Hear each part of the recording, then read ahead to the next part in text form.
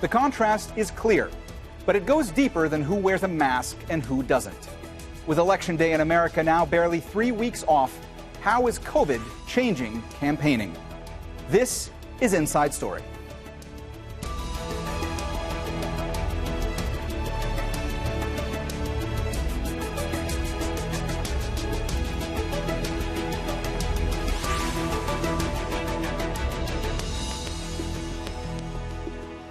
Hello and welcome to the program. I'm Mohammed Jamjoom. In the U.S., this has been a political season unlike any other. And all year, few things have separated Democrats and Republicans more than their approaches to campaigning during the pandemic. That was never clearer than on Saturday, when President Trump held a rally on the White House lawn to mark his return to campaigning after testing positive for the virus.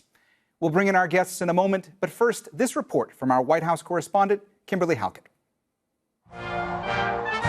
With his recovery still in question, Donald Trump emerged from the White House to address supporters. It's the U.S. president's first official appearance since contracting COVID-19. Trump's physician won't say when Trump last tested negative for COVID-19, only that he's been cleared to resume campaigning.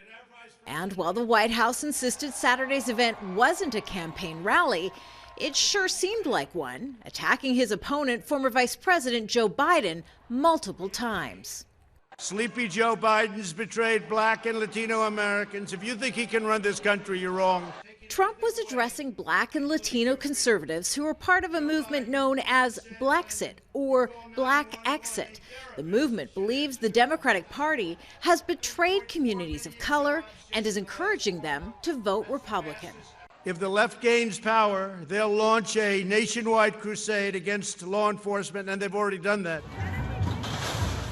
Trump is playing on voter fears of the sometimes violent unrest that gripped several U.S. cities for months this past summer, following protests over the death of George Floyd, a Black man killed while in police custody. Trump hopes his law and order message will help him win over white suburban voters, in addition to minority communities hurt by the violence. But time is running out for a president currently trailing Joe Biden in the polls. Right now, Americans are actually voting. They're early voting either in person or they're mailing in their ballots. So there's not much time for the president, if he's going to turn this around, to do so. Prior to COVID-19, Trump had built on historically low unemployment for minorities. But since COVID-19, those jobs have been wiped out. And once again, communities of color are suffering economically in greater numbers than white Americans. But with little clarity about his own COVID recovery, there are questions about whether Trump should even be on the campaign trail. I think it's important that he make it clear to all the people that they should be socially distanced and wearing masks. That's the only responsible thing to do. President Trump will begin holding large public rallies beginning on Monday and again on Tuesday and Wednesday as he targets 3 battleground states. Kimberly Halkett, Al Jazeera, Washington.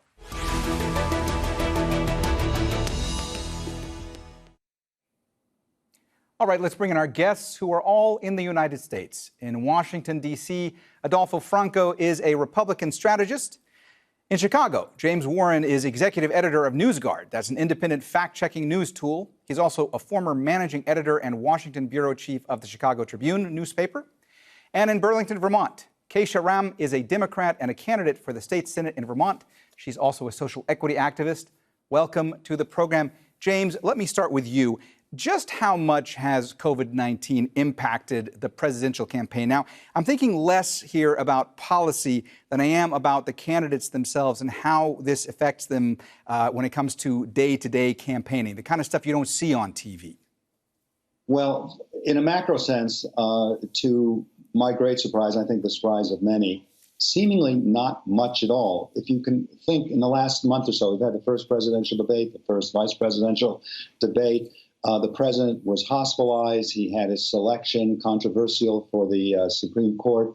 And the economy shows further signs of slowing down. And nevertheless, the basic numbers of the race remain about the same as they've been for many, many months, with Biden having seemingly rather substantial lead. And the greatest concern, especially among a group of voters, particularly elderly voters who went for Trump in 2016, is the pandemic.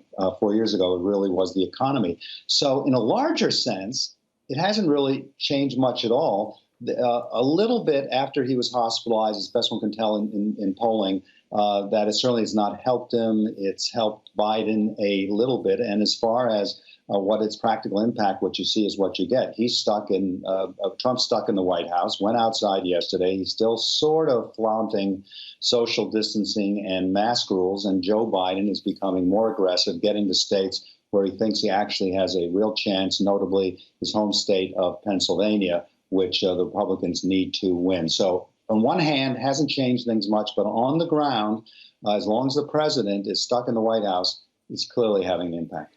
Adolfo, the White House had said in advance of Saturday's event that those attending would be required to undergo temperature checks, that they would have to wear face masks, and they were being encouraged to practice social distancing. But the video from the event showed a very different scene. It showed people there packed very closely together. So I want to ask, at a time when polls in the United States are showing that the majority of voters don't trust how President Trump has handled the coronavirus, why hold an event like this? Well, this is the events the president has been holding for a long period of time, similar type of events. And in fact, I disagree with some of the comments the previous guest said. You'll see the president, I don't think he's holed up. He's been quite active, considering just a few days ago that he was diagnosed, and he's already doing this event, and he's going to be on the road tomorrow and the rest of the week in Florida and Iowa. So you'll see the president back at rallies. But to answer your question directly, I think this entire society is full of contradictions.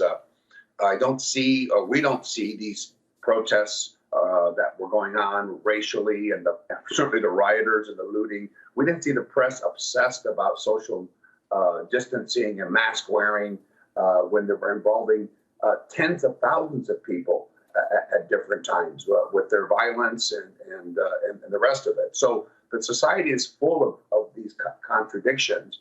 And I don't think this is anything differently. I think people are quite divided even about the degree of some of the things the vice president has said about mandatory national, I don't think he has the constitutional authority to do it, mask wearing. So the country's divided, and I do agree with the previous guest that much of this, whether it's on this COVID issue or frankly, the president and the vice president, much of the population, like we've never seen in other elections, the opinions are quite formed in this country and gelled. There's talks about 10% undecided. I find that difficult to believe because people have generally strong views about the vice president or President Trump already formed, whether it's this issue or other issues. Acacia, how is all this affecting your campaign for state senate? I mean, what are you doing now or not doing that you otherwise would be? Well, I think one thing we have to be careful about is that polls don't always reflect what will actually happen on election day and when we count the ballots that have come in to polling places already, to our clerk's offices already. And what we saw in the primary, where I was very successful, but about 10 to 15% of our ballots were spoiled because the mail-in ballot is a bit more confusing for people. And when you have Republicans also shutting down drop-off locations and polling places, not in Vermont, where our biggest city of 40,000 people has 3 drop-off locations, but the city of Houston and Harris County has 1 drop-off location in Texas. So, what we're seeing is that however the candidates are polling, those Americans still need to get their ballot in the mail correctly, signed properly, and counted. And that will still be a challenge in the pandemic. James, you may have heard Adolfo mention just how polarizing the issue of masks is in the U.S. right now. Let me ask you, from your vantage point, if Joe Biden were to win the presidency in the U.S., do you believe that he would attempt to issue a mask mandate? And is that something that the president in the United States has the power to do? I think no, he can't issue a mandate. That's ultimately going to be up to local authorities. But, for instance, I live in Chicago, a city of nearly 3 million, in the state of Illinois. Our positivity rate had been going down. It's just crept up a little bit. Not sure what the significance is. Another 35 have died. That's 9,000 all. In Illinois, the positivity rate went up about 4%. And you've got a Democratic governor and Democratic mayor of Chicago, way left of Trump and vociferous critics. I mean, they have urged masks, and I don't think they're going to put in a mandate. But I think for sure, with Biden, one would have, at least from the White House, a sort of, at least symbolically, much more vivid attentiveness and adherence to some of the same recommendations that the health task force that Pence himself runs has made in the last 4 or 5, 6 months. And I think clearly one of the president's political problems, and it shows no sign of abating given what played out at the White House yesterday, is that he's still taking a bit of a combative approach, declines to take a little more softer approach on this, even after having tested positive himself and been hospitalized. And he seems to inherently disparage some of these urgings by the likes of Biden that folks keep on masks and keep socially distanced. So he sort of dug in on this, and it's a little bit of surprise after what he went through at Walter Reed Hospital last week. Adolfo, it's not just the presidential campaign that's been upended in the U.S. It's also the presidential debates, because there was supposed to be a second debate scheduled for October 15th. The commission that organizes the debate said that it was going to be a virtual debate in light of Donald Trump's COVID-19 being positive for COVID-19. And then President Trump balked at that, saying that he would prefer to hold the debate in person. Do you believe we're actually going to see more debates between Joe Biden and Donald Trump going forward?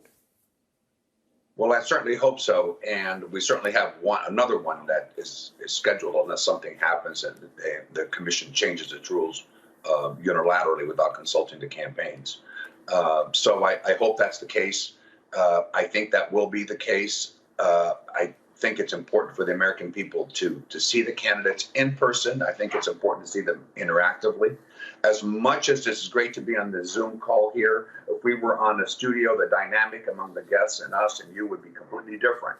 And that's fine for a news program or a meeting, a corporate meeting, but for a debate among candidates for president of the United States, I don't think you can replace that in-person dynamic. And I hope and I think it will take place. I was delighted to hear your, if I could quickly, the comments made by a candidate in Vermont about the difficulties that are being the challenges in a small state like Vermont with the mail-in and more importantly, the last-minute change in rules that are being suggested in some states such as Nevada. You have to keep in mind there is a difference between mail-in and universal voting in the U.S. This gets completely mistaken at different times. States that have universal voting, which are a distinct minority, have taken years to implement these systems. The state of Washington, the Democrat Secretary of State said it took them 5 years. Nevada wants to change the rules in 6 weeks. And she's right about the mail-in challenges and other challenges that are being posed. So I'm delighted to hear the concern because it is the president's concern as well. Keisha, how much of a challenge has President Trump's COVID-19 diagnosis been to Joe Biden? Because initially, the Biden campaign pulled negative ads. They expressed sympathy toward President Trump. But what happens now? What happens going forward? Well, look, so my grandmother is back in the hospital for the 5th time with COVID complications. First, it was COVID, then pneumonia, and now hospital infection. And you have the president taking up a hospital bed in one of the best hospitals in the country that government money can buy, Walter Reed, using the personnel time, the doctor's expertise, the equipment that could have gone to another American who was sick, who also took all the necessary precautions to keep themselves safe. So, to see people in the White House continuing to flaunt the safety precautions that should be in place for every American to make sure that they limit their spread of their own germs and don't get themselves sick is really frustrating and angering.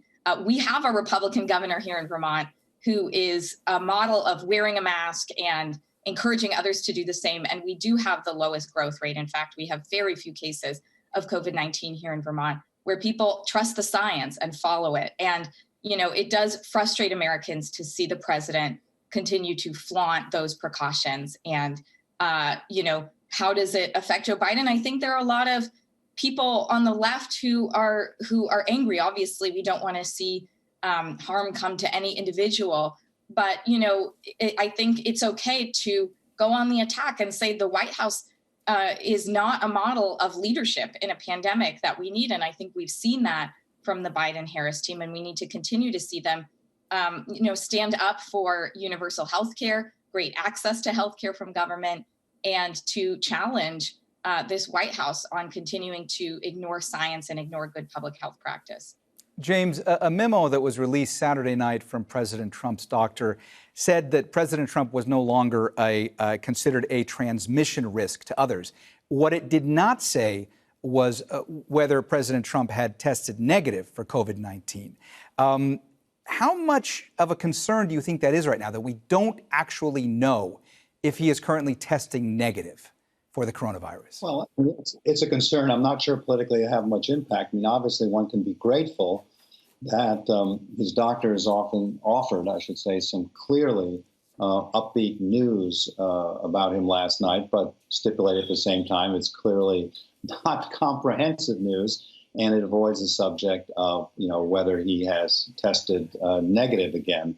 And the overriding reality, the overarching reality, whether you're in Washington or the suburbs of Virginia or Maryland or up there in Vermont, remains the same, that the single most important factor with a few weeks left appears to be perception of his handling of the pandemic. And I don't think the occasional doctor reports are going to impact that. What would impact that would be his words. And so far, he's undeterred. He's not changing his view that everything is going pretty well, and he and Mike Pence have done a terrific job. Adolfo, in the past week, President Trump referred to the experimental antibody cocktail he took as a cure. But his antibody treatment has not been proven effective against COVID-19 by clinical trials in people. That has not happened yet. Is it not, from your vantage point, irresponsible for President Trump to use a word like cure when referring to this? Well, if you look at carefully his comments, he said these could lead to cures. And what is remarkable when you see the president, at least when we see him physically, I have no doubt that what we have seen is exactly what the president is, in remarkably good health. No one expected throughout this entire process to see someone who's 74 years of age and a high-risk group to be responding so well. So I think he was instilling confidence.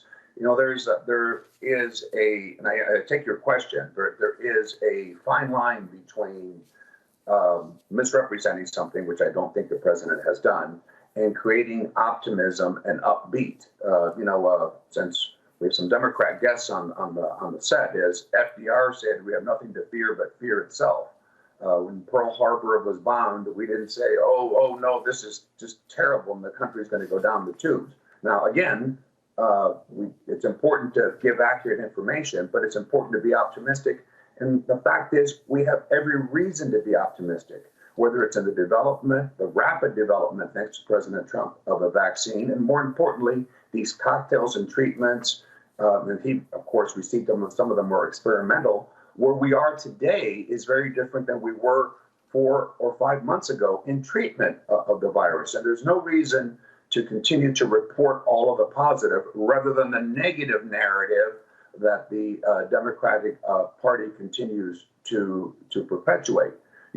Even this idea that someone can wear a mask, I'm sure that the guest's mother here was wearing a mask and following protocols, is no guarantee that you will not contract the virus. So this idea that the president is being irresponsible and everybody who follows the protocols perfectly will not contract the virus is just false.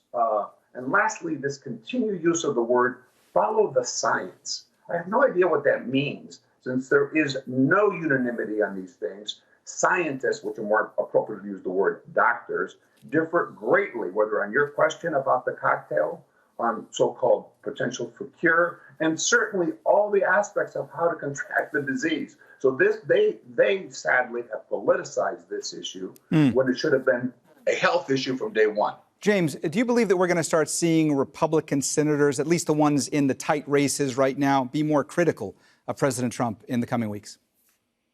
I think it's going to be a little bit difficult if they haven't up to this point. I mean, you have somebody like Mitch McConnell, the Republican leader, who has, underscored very vividly that he hasn't been to the White House in a couple of months, and it's clear he hasn't been there because he simply doesn't trust his own president and the people around him when it comes to Mitch McConnell's own health. But in a race he's got in Kentucky, he's ahead. He's probably going to win. I don't think he needs to, at this point, keep his distance. I think what will be most interesting if the president challenges the outcome of the election on the first Tuesday in November, what will some of those Republicans then do, particularly the ones who have won? If there is a lot of public chagrin over Trump attempting, and perhaps it would be seen as wrongly so, attempting to stall the counting and refuse to accept as credible the results. Are any of them going to finally step out online and criticize their own president? There's not a whole lot of evidence right now that folks are doing it, other than a few words about, maybe he might have handled the pandemic a little bit better. Keisha, the New England Journal of Medicine recently published a scathing editorial entitled "Dying in a Leadership Vacuum" that states, when it comes to the response to the largest public health crisis of our time, our current political leaders have demonstrated that they are dangerously incompetent. What does it say to you that we're at a point that for the first time since this journal was founded in 1812, this prestigious medical journal has weighed in on a U.S. presidential election? Yes, exactly. I mean, Adolfo said we have nothing to fear but fear itself, quoting our past president. But I'm afraid of stupidity and ignorance. I'm afraid of a president and a doctor saying that he's no longer a transmission risk when we know that the incubation period for COVID-19 and the symptoms that you might exhibit in 2 weeks as opposed to when you first contract the virus are very different. Knowing a lot of people who have been sick, whether or not we all agree on what public health experts say, it takes a lot of twists and turns, and it's irresponsible for the president and for the doctors that he's surrounding himself with to say that he's no longer a risk and that he's the picture of health at this point when there is not enough information. We are supposed to be focused on, and we always hear from our medical professionals that we should be engaged in the precautionary principle, that we should first do no harm and take as much risk out of the equation as we can. And I believe that's what the New England Journal of Medicine is advocating for, that this is far too much risk and far too much ignorance for the American people to continue to be subjected to after we have far surpassed the 200,000 person death mark for Americans. Losing 200,000 parents, aunts, uncles, children, friends is far too much to bear to continue to have this person in the White House. All right, we have run out of time, so we're going to have to leave the conversation there. Thanks so much to all our guests, Adolfo Franco, James Warren, and Keisha Ram. And thank you, too, for watching. You can see the program again anytime by visiting our website, aljazeera.com. And for further discussion, go to our Facebook page. That's facebook.com/AJ Inside Story. You can also join the conversation on Twitter. Our handle is @AJ Inside Story. From me, Mohammed Jamjoom, and the whole team here, bye for now.